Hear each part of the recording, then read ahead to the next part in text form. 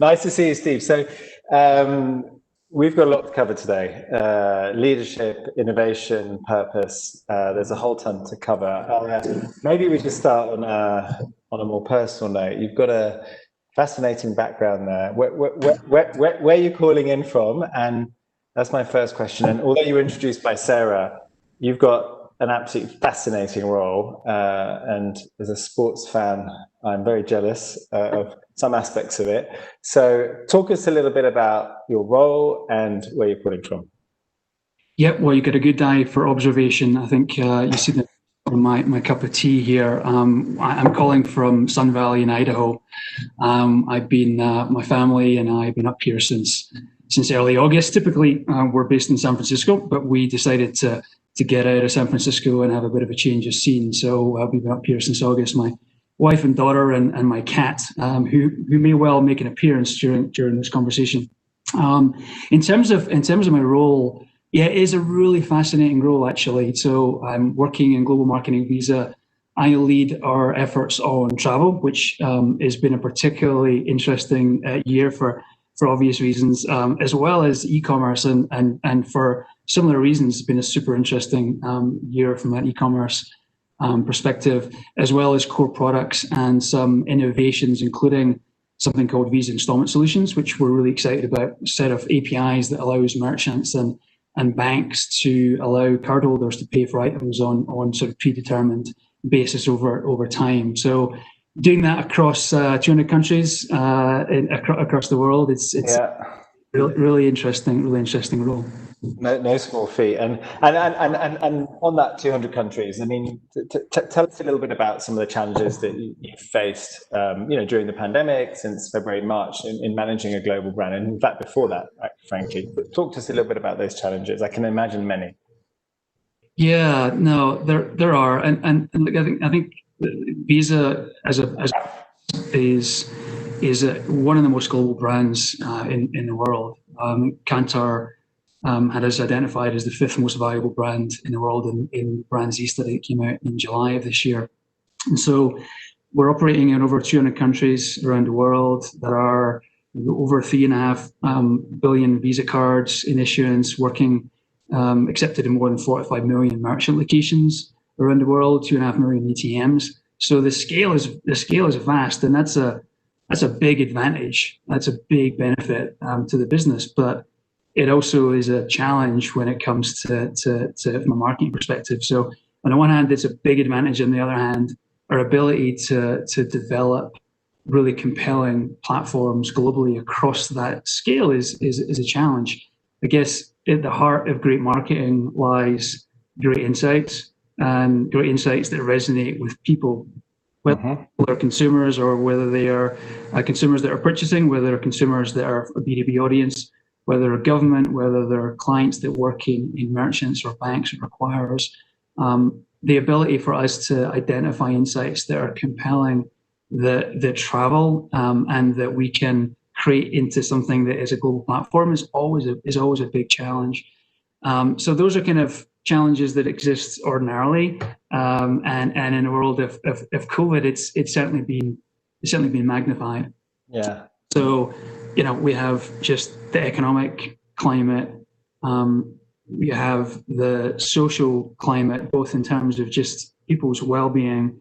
You have thankfully increased focus on social inclusion, all happening at the same time, and just that makes it increasingly hard for us to make sure that we're engaging with the multiple audiences that we engage with around the world in the most sort of the most relevant way. And so I think we've always had a really strong pulse on insights in the business. We've always had strong partnerships with customers. I think we've ramped that up in sort of cognizance of the fact that there's so much happening around the world. Some of it is happening to varying degrees in different parts of the world, but what's making sure that we're tapped into understanding what's happening, using that as we think about our marketing efforts around the world. So yeah, I would also add that it's impossible to predict. Like you just can't predict what's going to happen. I mean, one can try, but we're probably not going to get it right. And that's a lesson of the last year. but you can plan for it. And we have just a whole raft of different scenarios underpinning our major initiatives and investments that allow us to hopefully quite agilely pivot depending upon how things shift. In absence of the crystal ball, that's kind of the best solution, I think. Wish we all had that crystal ball, but just on the subject of insights, I mean, it sounds like you, as you say, you can't plan for it, but it sounds like you're as ready as you could be for something like this. I mean, the ability to ramp up insights in a matter of weeks, perhaps months at most, sounds like quite a challenge, but it sounds like you managed to do that. Definitely. I think a few things. We're fortunate to have just a really strong insights intelligence team. We're fortunate to have a set of studies that are running ongoing basis that allows us to get a sense and pulse of what consumers are thinking and feeling around the world. And then also able to tap into social listening as a means of understanding what people are saying and how they're feeling. So kind of combining those things together, as well as making some smart pivots with non-planned research to make sure that we're supplementing it. So it's kind of a combination of those things have allowed us to keep track of the sentiment around the world. And back to the crystal ball. I need to get my sports question in quickly. So the NFL, FIFA, Olympics, no secret that these are huge properties for you. Can't predict the future, but how do you tackle something like the Olympics? I mean, what are the plans? What's your thinking currently in terms of the Visa's role in that as we move forward? I mean, that is a big deal for you. Yeah, no, it's a great question. For sure, as you mentioned, we're fortunate to have this array of world-class partnerships at Visa that have been very long-term. And I would sort of tie back to some of the comments I made earlier, which is in a world where you can't predict, but you can plan effectively. And so we have various scenarios mapped out for how we're gonna manage things as we move forward to Tokyo next year.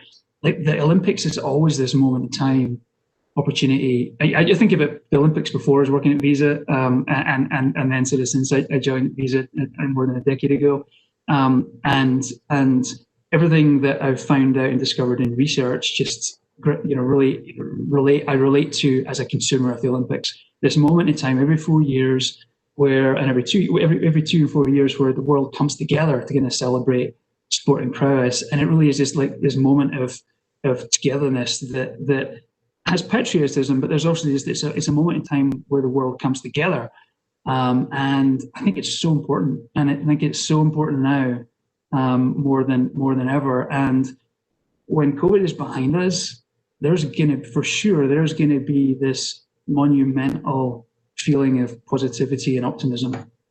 And as an individual, I choose to think optimistically, because the alternate is sort of depressing. But I just truly believe that once we get this behind us, there's going to be this fantastic sort of rush of optimism and excitement and positivity that we've not had for a long time. And I hesitate to give some historical benchmarks, but I think it's going to be a great moment. And so we're hopeful that Tokyo goes ahead as normal next year. I think that would be the best scenario. We're planning for that. A couple of things I would say. One is that one of the things that has been a smart shift due to COVID that many businesses have done is just to shift to digital. And the reality is the vast majority of Olympic fans around the world, like the vast majority, regardless of where it takes place, the vast majority are engaging with it from their home country. And I know you had the opportunity, I believe, to go to the games in London in 2012, which I also did. I was working at that event. And it's fantastic if you get there. You can't beat it. But the vast majority of people are consuming it from their home, or now increasingly from a mobile device. And so I would say that COVID is sort of given us even greater emphasis on determining how we connect the fans around the world to and I think we're seeing that with some of the sports around the world, with some really nice work that has sort of looked to try and make sure that we're connecting fans to the event, connecting fans to other fans, and connecting fans to the athletes. So, again, we'll be positive about next year. I think that as it goes ahead, like there's a variety of different scenarios. The degree to which it's virtual versus physical, we'll figure out. And if it's heavily digitally led, we'll have a great set of solutions against that. Yeah, and fingers crossed it all goes ahead. But yes, there's nothing like the Olympics. Hard to describe that feeling. Just moving into a couple more questions on leadership. So we want to talk about your career. You spent 10 years at Newcastle beer, ale actually. Very different industry. You've gone from beer to commerce and technology. Talk us a little bit about the differences, similarities, and what that transition was like. Quite fascinating. Yeah, I've had that question a few times over the years. So I had 12 years working in the beer business with Scottish and Newcastle in the UK and Europe, and ultimately with Heineken in the US. And it was great. My formative years. I was a lot younger back then, and it was a lot of fun. And made the jump into Visa, where Visa was too strong. To answer your question, similarities and differences. Similarities. There's a couple of things. On the one hand, scale matters for both. So in the drinks industry, soft drink or alcoholic drinks, like the ability to scale quickly and manage distribution, whether just in one country or one city or whether you're globally, it is really, really important. And so sense of scale is critical, and it's important in payments too. People want to be able to pay around the world as they travel or on a variety of different devices. So I think that's one thing that is very similar. On the other side of the coin is in payments, the technology is so important. Like the payment technology, like what Visa does to enable these millions of transactions that are taking place at the speed of light without you even knowing, is important. Like that tech, the Visa network and the security and trust that goes into that is just incredibly important. In drinks, the supply chain is critical. Like the ability to kind of manage your distribution is key. When it comes to marketing, like I think that there are differences for sure.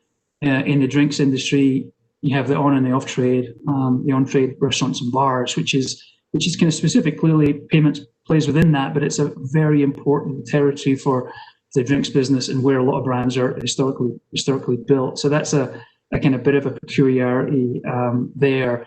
In payments, we're working with our partners in government, in banks, and in merchants, and so that's a slightly different structure and culture that goes with it.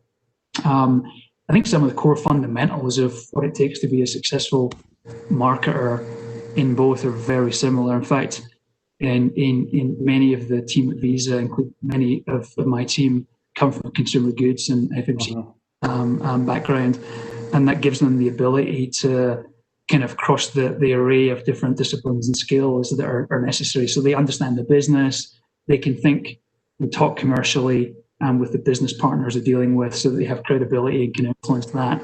But then they also have like the marketing capabilities from insights to creative development to media planning to measurement. So those are and I think those skills and capabilities are important in both. Yeah, great answer. Totally agree. I would say that the trade visits, the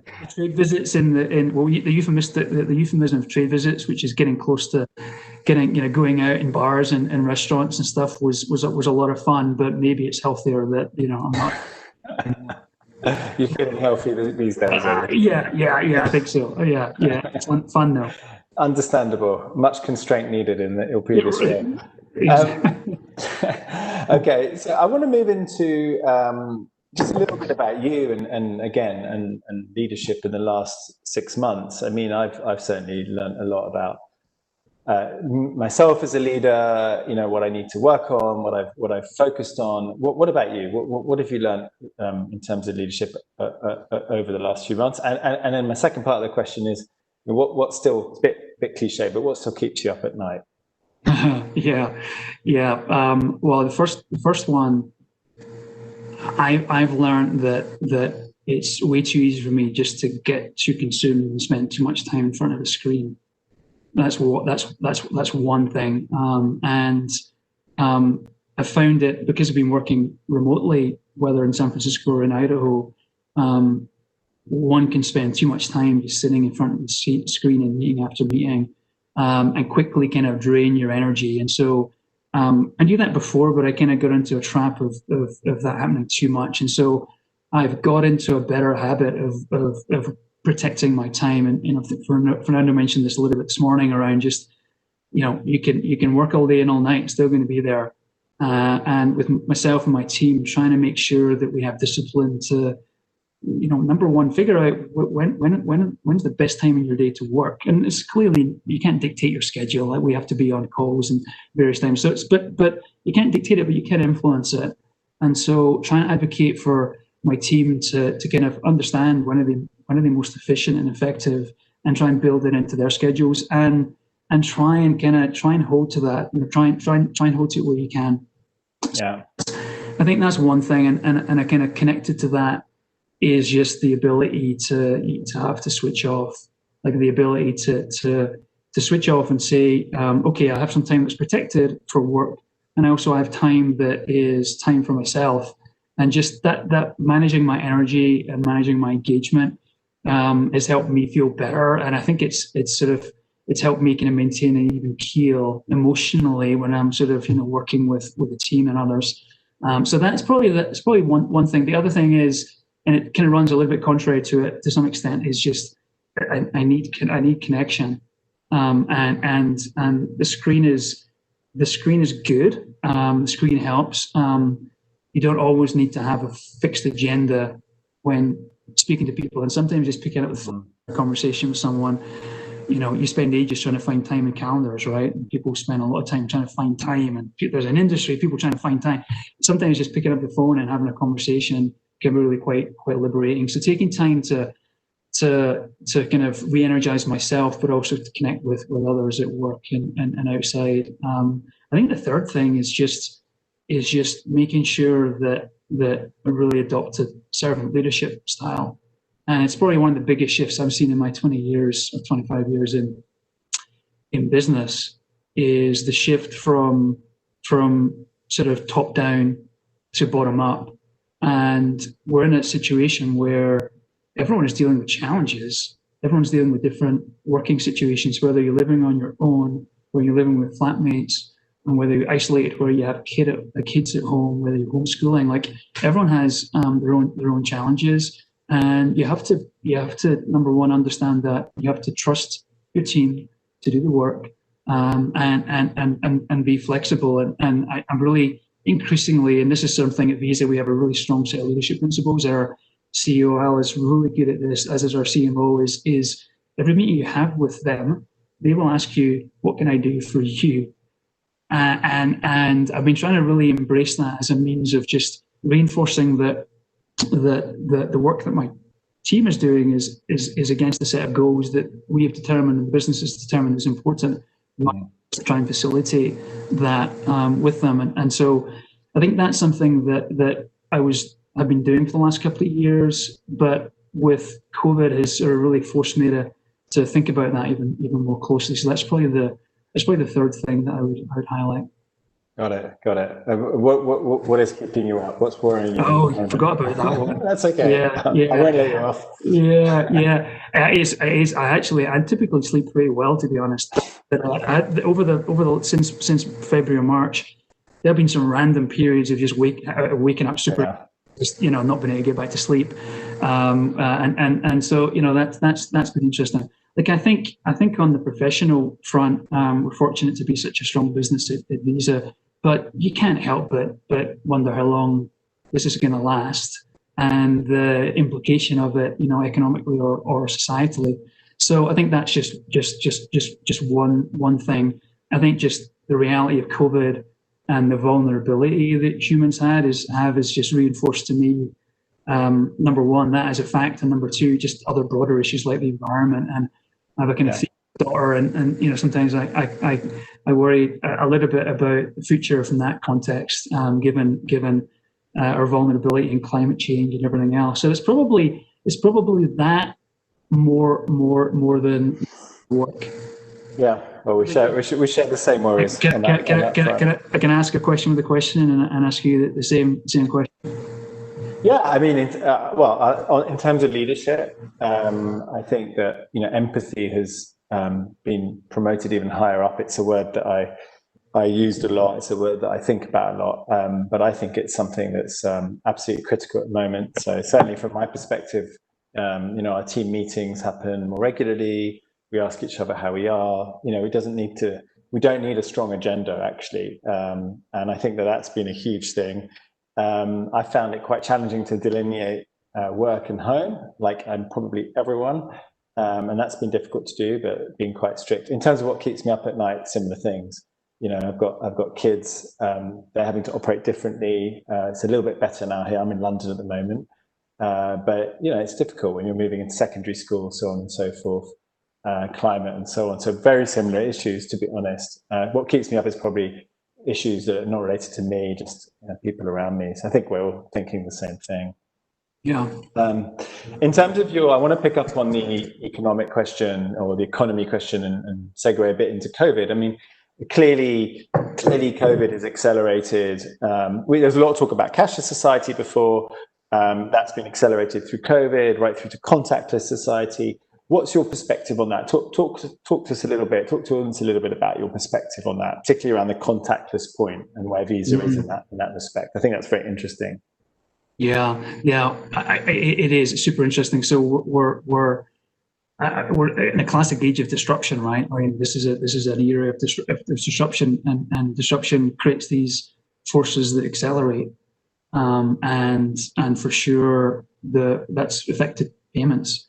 And so the reality is that you think about it in two simple ways. Those situations where you pay face to face, so you go into a store and you're paying sort of physically face to face. There's been a significant drop in cash usage in those situations, and because consumers frankly feel that cash is dirty and cash is not as safe and hygienic.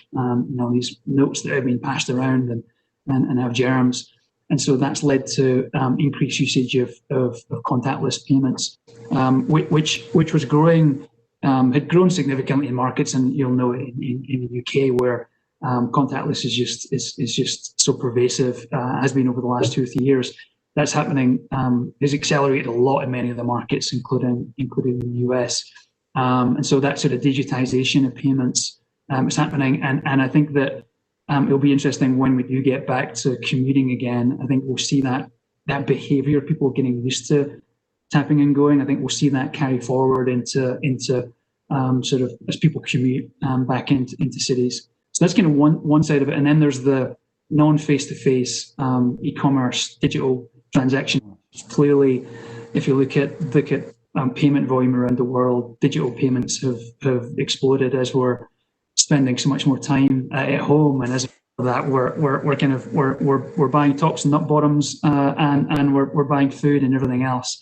And so we've been a big shift to payments there around the world. And I mean, it's been happening in many markets of the world, and in EP in particular, markets there have just sort of embraced that. That's gonna have accelerated a lot by the time we're over with COVID. I guess an ancillary point is what's really quite interesting is we're seeing some shifts, some payment behaviors that were quite popular in some markets shifting to others. So QR payment have been huge in many markets in Asia for a number of years, have started to increase significantly, not just QR as a means of reading the menu on the restaurant with your phone, but also as a means of paying. So there's another manifestation of a contactless payment. So I think for sure when this thing is done and dusted, we'll see the chart will show a big shift in a positive way. I mean, it's one of the great things about Visa. It's this huge business, incredibly strong performing. There's still $17 trillion worth of cash spent around the world every year. So $17 trillion of payments that are taking place on cash. Now, COVID will help eat away a little bit of that, but there's massive like growth opportunity for us out there, which is just from a category perspective is pretty positive when you think about the growth that's ahead of us. Yeah. I probably scanned more QR codes in a month than I had in the last 5 years, I think, or something like that. But it is so true. I'm going to ask you a lofty question. Before I do, I just want to remind everyone they can post a question, which we'll come to if there are any in a few minutes. So post it in the chat. Meanwhile, the lofty question is 2025, 2026, 2027, 5, 6, 7 years from now. What do you see the norm for payment to be in those years? I thought we agreed we didn't. Either of us didn't have a crystal ball. Oh, sorry, I forgot about that. Yeah. I conveniently forgot about that. That's a really hard. It's such a hard question. It's such a hard question to ask. I think that the most obvious, and I'm going to go to the most obvious answer, is just an increased level of digitization. Just building on what we talked about, I can't help but think that $17 trillion worth of cash is gonna go down as we migrate to increasingly using digital payments. I think that at the same time we'll definitely see increased usage of contactless payments, and I think more fundamentally, it's already started, but more fundamentally, you're going to see some of the innovations that Visa and others are driving coming to play and being integrated in our everyday lives. So the interplay between payments and the Internet of Things, as we move to an ever increasingly connected world, you're going to start to see that. I mean, I can already do things with my car that I'm surprised that I certainly couldn't do with my last car, and you're going to see much more of that. So I think payments being embedded seamlessly into more and more aspects of your life. It's already started with smart fridges, with smart TVs. I think that's the next 5 years, and that's just going to take a significant jump in ways that we'll probably look back now and think, blimey, we used to pay like that. I think that's probably the one biggest thing that I would highlight. Okay. It's a very good non-crystal ball answer. Thank you. There you go. Well, we'll see. The crystal ball might be broken. So. I want to move into a couple of questions on purpose, and then we'll end with some quick fire ones. So, Visa have, and we've spoken a little bit about this before, but Visa has a strong purpose. But talk to us a little bit about Visa's purpose and why it's important, not just to the company, but your role. I'm really interested in that, in your role in particular. So let's know a little bit about that. I love this, the theme of this event and focus on purpose and innovation. It's so relevant. Look, one of the great things about Visa is we're very purpose led. We're focused on connecting the communities in a way that uplifts the economy and allows people and individuals to thrive. And it's a really, really powerful territory for us and gives us something that really matters. And I would give you like the marketer's answer on purpose, and others have talked about it really eloquently, and I agree with everything that was said. Consumers are looking for brands that they can relate to, that are a force for good. But consumers are increasingly looking for brands that don't just say it, but actually take a stance and take action. And it's just really important that we do that. It's the non-marketer's answer is that I want all the work I do every day to matter for something, and I want to count for something. And Visa's got a really strong track record of purpose-led efforts, not just marketing, but business-wide. I've just been, so encouraged by the commitment from our CEO around social injustice, and we have a amazing program in place that with a significant multi-million-dollar fund that is going to offer permanent roles to underrepresented people in the US and other markets over the next few years, and that's the start of many other exciting things in that area. It's borne out even in our sponsorships that I was going to mention earlier. With Olympics in Tokyo being postponed by a year, Visa renewed all of the contracts with its 90 plus athletes, and that's just honestly the kind of thing that it's not even a discussion. It's the kind of thing that one expects Visa to do. So very purpose-led organization, strong set of principles and that govern what we do and also how we do it. And that's really super meaningful for me. It's one of those things that at the end of the day, when you're completing engagement surveys and you can answer the question, are you proud to work for the company? And those are the sorts of things that just make a big difference. Do you think, because, to some extent, I think this last 6 months its creativity has been put to the test, purpose has been put to the test in companies. We can talk a bit more about that perhaps, but do you think that your purpose or Visa's purpose at its core will evolve after this? Or do you look back over the last few months and think, we really had it, not maybe perfect, but we had it quite right. So what's your view on that? I'm really interested in that. Really close. I think really close. It's actually one of the things we've talked about internally in the team. Is this mission really stands up well in the world, and that's really important because the purpose needs to be authentic. And different organizations and companies and brands are at different places on this, and are going to play a different role. And sometimes purpose can be quite functional, and it can be quite emotional. And it doesn't make sense for all companies to have necessarily an emotional purpose. In some cases, it may make sense to be very functional, and I'm sure you've got some good examples of that. Some of the brands that you've been working with. So I think that's really encouraging for me. I think the piece that is really interesting from COVID is that the fact that we've become more remote has reinforced the need for us to become more together and brands to talk in more human ways. In a way that's still authentic, is increasingly important.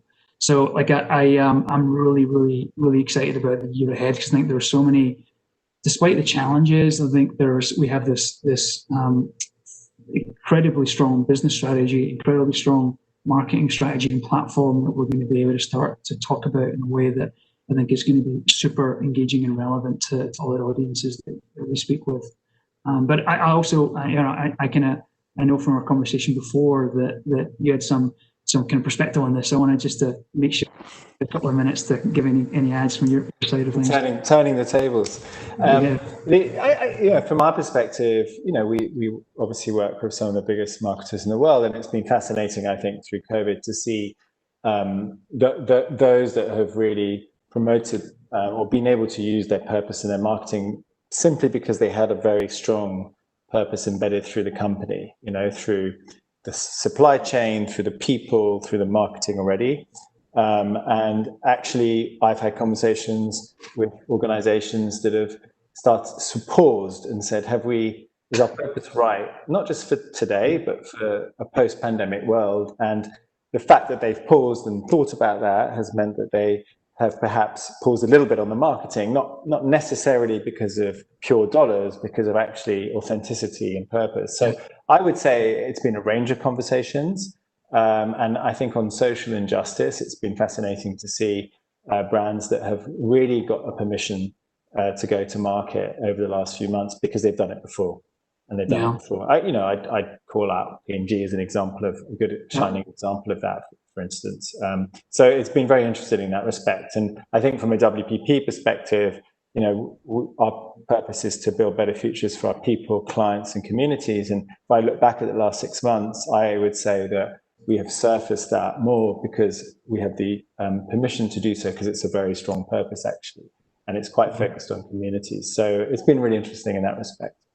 It's a lovely purpose, and I think it's interesting. Just I always think in those situations when you're defining a new strategy or a purpose, or evolving it, is the pressure test is the sort of before and after, or the from and to, and using that as a filter to determine what would we stop doing, what would we continue, what would we do more of, and what would we shift. And it's almost, if you're not able to identify things that fall into those buckets, then probably the strategy is not perhaps decisive enough, or the purpose is perhaps not clear enough. So we've been using that approach in making some decisions about some of our activities moving forward. Yeah, I want to take a couple of the questions. So we've got one on media spend. Many brands have drastically reduced media budgets over the past few months. How has your media plan adjusted? And if your budget has been reduced, have you gotten more creative and efficient with your strategies? Great question. Good question. So some plans have evolved for sure. Some of the go-to-market plans have evolved. Some of them we've had an increased emphasis on certain initiatives like small business around the world. There's been a big focus, given how important they are as a bellwether of the economy and really important sort of the high street, as many of them are trying to shift to digital experiences. So we've shifted some of our investments to supporting those efforts. Within some programs, we have increasingly gone to more agile forms of media. And so, for example, in e-commerce and in travel, for example, shifted from some larger, more fixed cost investments, which were less able to change easily, or less nimble, and shifted into some tactics that it's easier for us to adjust, because we're kind of just trying to figure out, do we have the right audiences against some of these initiatives in different parts of the world? And in some cases, we have a bigger audience and we can ramp it up quite quickly. So that's probably been the second piece. Overall budgets have fortunately been pretty flat, and we're in good health going into the new financial year, which just kicked off on October 1st. But definitely some shifts in travel that I mentioned earlier, because it's been affected so much, where we've kind of made some significant changes to how we think about that, and we're using data from Visa and partners externally to figure out which travel corridors are starting to recover, so that we can be really smart in starting to, so that we're on the recovery of those, not before the recovery or not after those. So we're kind of being quite thoughtful about how we're using data to inform some of the media investment levels and also some of the media choices. Great, fascinating. And there's another question here on a very different topic on sustainability. So I think it's two parts to the question really is Visa's point of view and perspective on sustainability, and whether you talk about that in any messaging to consumers. Yeah, I love that. I love that question. Visa's made a significant, there's been a long time focus on the organization around environmental issues. We actually just issued believe it was the world's first sustainable fund this year amongst major organizations, which was a first.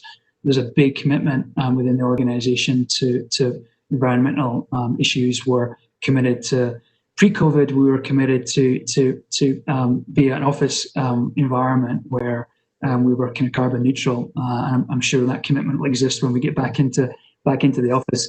We've also, I talked about travel.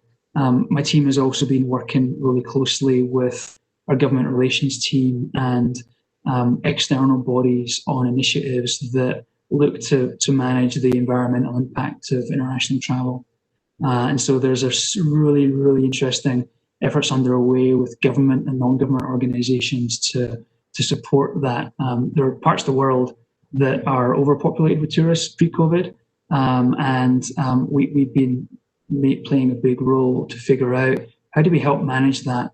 Visa also was a kind of founder in the Visa for Venice initiative, which is essentially helping to raise money to support the protection and regeneration of Venice, given the changes that tourism has caused in that city. Difficult balance, right? The economics and how important tourism is to many parts of the world, but making sure that we're being responsible in how we play a role in trying to manage that is definitely a key focus on Visa, and I can only imagine it being more important moving forward. Yeah, big passion subject to mine, sustainability. So there's a great question here, which I really want to ask. How do you make sure a global brand purpose is integrated into the market level? How to make sure it's not lost in translation at the moment of truth? I think that's a fantastic question. Somewhat focusing on Visa. That is. I love that. It strikes me that as I spend more time in organizations, that so much of our time is spent communicating effectively within an organization, and so it's very easy for things to be lost in translation. I think, for me, the first order principles here are making sure that your purpose is powerful in the markets in which you're operating. And so you can look at different models of how you market. Is it global to local? Is it global and local? Is it local to global? I tend to think that building it from local up into global is the most powerful way. regardless of how you build it, making sure that that purpose is truly relevant and engaging and motivating and true to your business is number one. The second organizing principle for me is making sure that it's simple and is clearly understood, in the same way that you spend a lot of time translating a tagline or transliterating a tagline from English into a variety of different languages. You got to make sure that you're crystallizing that purpose in a way that those words are the right words to use in different languages, and that we've learned around that over the years through some mistakes that I've made for sure. And so that's interesting. So I think that's the second piece. And third is just making sure that people understand it, will buy it and understand it and live and breathe it and feel and know and believe that they are not just on the receiving end of the purpose, but actually they are kind of, their efforts are fundamentally supporting that and bringing that purpose to life. Brilliant. We could talk for another hour if you're up for it. I'll keep going. The crystal ball. Yeah, should we keep going? Yeah. No. We'll do one more question and then we'll finish on quickfire. So, over the last couple of years, what would you say the piece of work or an initiative that you're the most proud of since your time at Visa? Actually, I would talk about our travel initiative, which has not been a huge recognized industry campaign. Rather, it's been a study in transforming how Visa was approaching international travel marketing before and how has shifted that. And so, without going into all the details, the kind of purpose of that campaign was to give international travelers the freedom to make the most of their international trips, to give them the freedom to make the most of their trips. We're very reliant on using cash. And we spent a long time doing a bunch of research that essentially validated that the various ways that you can pay with Visa was giving people the freedom to do what they wanted to do on the trip. And so we essentially took that creative, the messaging, and our partners BBDO in New York did a great job bringing this to life, and a go-to-market that allowed us to engage with travelers before they traveled, before they even booked their trip, once they booked their trip, during their travel, and when they're at destination, and orchestrate that across Visa, across all of the markets, so that if you're a consumer, you're getting exposed to the same creative and relevant messaging across the journey. So kind of, it sounds quite simple, but orchestrating that, with dynamic creative and programmatic was kind of quite complicated. But what about the team delivered was that our collective Visa team came together to deliver this.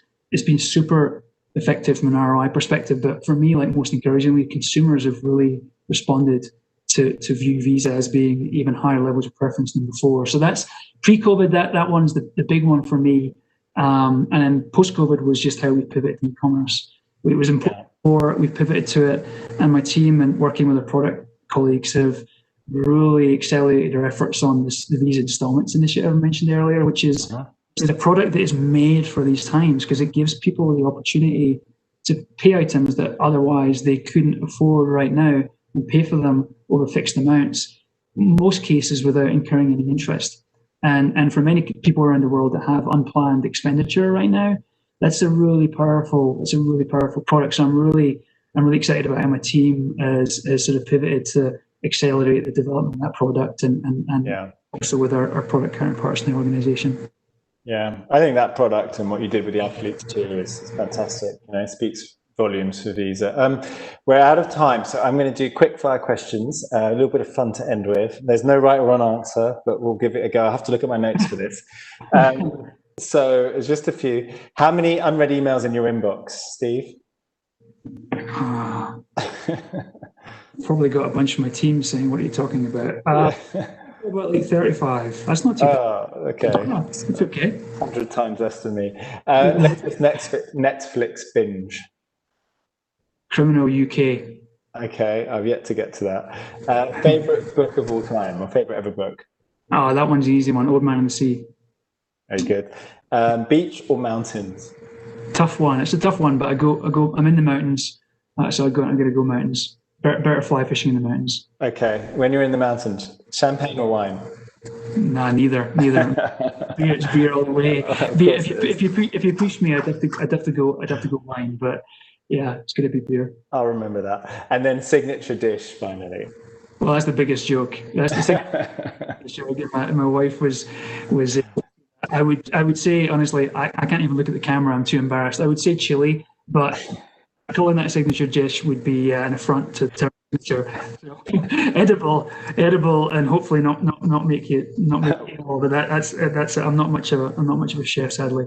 We'll work on that. That's been a super conversation, Steve. Thanks so much. There are more questions than we've got time for, but really appreciate it. It's great speaking. Thank you. Well, Laurent, thanks so much for you, and really appreciate it. Thanks for the questions, and thanks to the team. Yeah, thanks to the team. Thank you. Thanks, Steve. Thanks to you, Laurent and Steve. What a great conversation. And I loved ending it on that rapid fire so we could get to know Steve as a person a little bit better. Thanks so much, guys, for that. That was a lot of fun.